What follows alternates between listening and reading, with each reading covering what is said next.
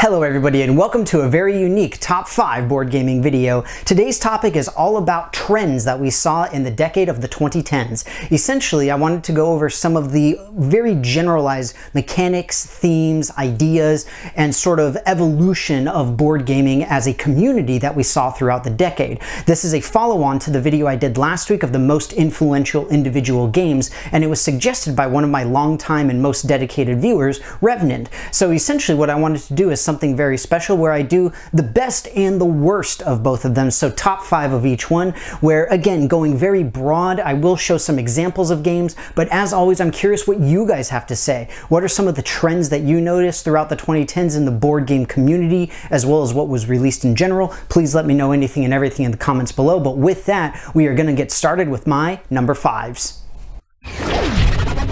At number 5 worst, I have legacy games. So this is something that was obviously introduced more broadly in the 2010s, so it's understandable we saw some growing pains and that's why it's so low on the list. That said, we saw some very deep pitfalls. So we saw the initial release of Risk Legacy, which didn't really do a whole lot, but then some really terrible stuff such as Seafall. But with that said, the market has mostly balanced out, but it was still something that was really tough to see because legacy games were honestly hit or miss, and therefore it is my number 5 worst.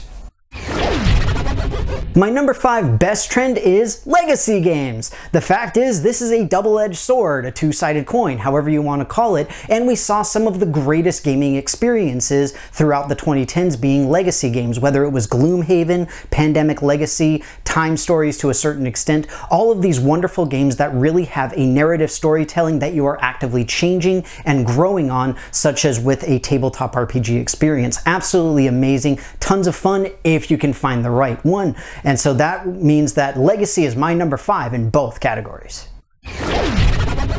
At number 4, I've got the poor implementation of technology. With smartphones and tablets essentially becoming ubiquitous and having app stores, Steam, and all of these kinds of things, it was only natural that board game companies were going to jump on the bandwagon. The problem is that it's really easy to screw this up and to just tack on something for the sake of saying you have it when it doesn't actually do a whole lot. One example for this is Sheriff of Nottingham, where it has a companion app that essentially keeps time, has some background noise, and then acts as a calculator for you. It's really not necessary. It's a very trivial thing. On top of that, we have things like Golem Arcana, which had a wonderful tech idea, but it just didn't play out too well. Now, thankfully, we've got things like Chronicles of Crime, XCOM to a certain extent at least, Descent, Mansions of Madness, and a lot of these other ones that did a wonderful job of the implementation, which is why it's lower, but it was still something that had to get through some bad times. Bad implementation of technology, my worst number 4. My number 4 good trend is the absolute explosion of scientific board games that we have seen all throughout the 2010s. We have entire companies such as Genius Games making games like Cytosis, Ion, Covalence, and all sorts of other things. They just merged with Arcana as well, and they had made Tesla versus Edison, The New Science, and a bunch of others as well. In addition, we see Evolution, Oceans, Wingspan, one of the biggest games of the decade, all being this really relatively heavy science theme. Not to mention the big daddy of them all, Pandemic, which, while released before the decade started, we saw a lot of expansions and spin-offs all throughout the 2010s. Absolutely amazing scientific themed games, my number 4 good trend. My number 3 worst trend is what science refers to as the least publishable unit, which is essentially what is the minimum amount of game that we need to put in the box to get it out the door and into people's hands.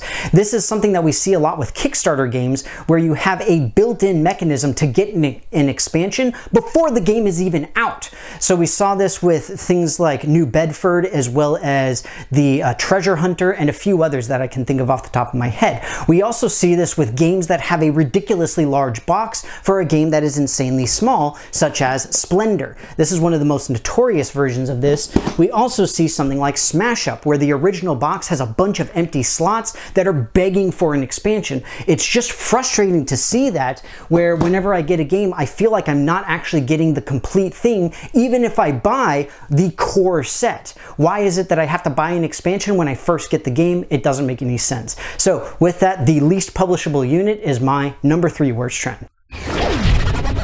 My number 3 favorite trend is replayability and asymmetry. This is really well epitomized by the Vast series, but we also see it in Gloomhaven, Everdell, Root, and a bunch of other different games. Anytime that you have asymmetric gameplay, it means that you vastly improve your replayability, because it means that you can approach the game in a different way. In the case of Vast and some of these other ones, you literally have different characters with different goals, different play styles, different activities entirely, and so it's a completely different experience every time you play it with a different character. You can also have something like Cosmic Encounter, where you've got different alien powers that you'll be able to have that'll change some specific aspect of the rules. The base was released before the decade started, but there's a bunch of expansions, and plus they did the anniversary edition as well. But suffice to say, we have done a lot to really help break up the mundanity of playing the same game over and over, and I absolutely love it. So that means that asymmetry and replayability, my best number 3. My number 2 bad trend is what I refer to as more. A lot of what this boils down to is companies leveraging IP and other things to just publish and republish things relatively pointlessly, or slap on a new IP to an old system, and in addition having somewhat pointless revisits, revamps, all of this kind of stuff. We see this a lot with Zombicide, so thankfully Zombicide got fixed with Zombicide Black Plague, but there is a ton of Zombicide out there. Same thing with Munchkin, Smash Up, and a bunch of other stuff. In addition, we saw things like Batman Chronicles of Crime. We also saw the Terminator board game. We saw Buffy the Vampire Slayer Legendary, and a bunch of other different stuff that just feels pointless. Not to mention all of the different revamps and new versions of games. Granted, a lot of those are at least okay, but it's really starting to feel like movies and video games at this point, where all we're seeing is remakes, rehashes, and all of that kind of stuff. And it's getting a little annoying. But that said, all of the more idea is collectively my number 2. My number 2 good trend has been social games. We have seen a lot of social games get released in the 2010s, and a lot of them are really good and a ton of fun. We've got The Resistance, we've got One Night Ultimate Werewolf, we've got Codenames, all of these different things, and it's wonderful to see because, for one thing, it makes it much easier for non-gamers to get into a gaming setting, and for number 2, it makes for an easier game to play overall if you're just too tired for something that's more strategically heavy or whatever it happens to be. It's generally just a more fun experience, and we have seen a ton of these games become really popular, which I think is really wonderful because I always like to have them around as fillers, especially for big crowds. So the social game trend is my number 2. My number 1 worst trend is Kickstarter bloat. This means a few different things. First and foremost, the miniatures. I have talked about miniatures before. I hate that every single game has to have miniatures now because it makes everything cost so much and it makes no sense whatsoever. Second, we see a lot of terrible board games try to come out on Kickstarter. We see a lot of games come out on Kickstarter that are never actually released. We see a lot of games that come out with a bunch of hype and then they turn out to be meh overall. It is extremely frustrating. That said, Kickstarter is a great platform for companies that know how to use it and have a good track record of making good games.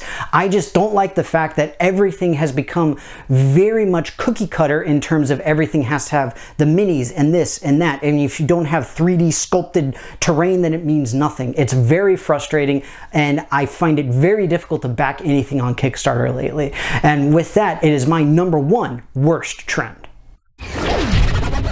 My number 1 good trend in board gaming by far is ease of play and expansion of the community. Throughout the 2010s, we have seen a lot of board games come out that are very simple to play, very easy to pick up, and still offer a decent amount of strategic value. So it means that a lot more people have come in and joined the board gaming community, and I absolutely love to see that. We have games like Biblios, which is a very simple card auction game and a set collection. We have games like Azul, as well as Sagrada.